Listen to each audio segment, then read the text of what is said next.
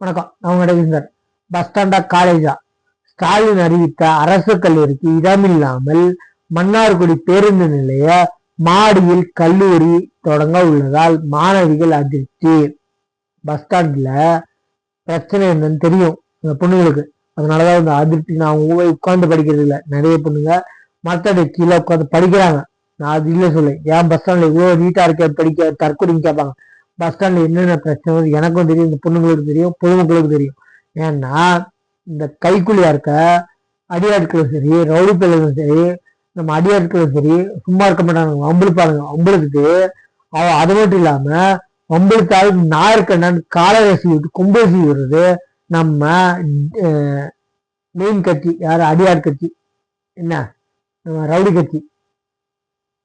ஏன்னு சொல்றேன்னா நம்ம அண்ணா யூனிவர்சிட்டி கொலை கற்பழிப்பு, இவங்க பேர் வந்து கொலை கொள்ளை கற்பழிப்பு. என்ன அதே மாதிரி இப்ப கோயம்புத்தூர் கற்பழிப்பு, பாலியல் தொல்லை, அதே மாதிரி பாலியல் வன்கொடுமை. அதே மாதிரி எந்த இதுல இவங்க எனக்கு அப்பேன்னு கேக்குறேன், இவங்க கூட இருக்கிறதுனால அப்படி செய்யறாங்களா, இல்ல நீ செய்ய எனக்கு பங்கு மட்டும் கொடு இவங்கதான் ஊக்குவிக்கிறாங்களா, இல்ல செய்ய நான் பாத்துக்கிறேன் தெய்வம் தெரியல.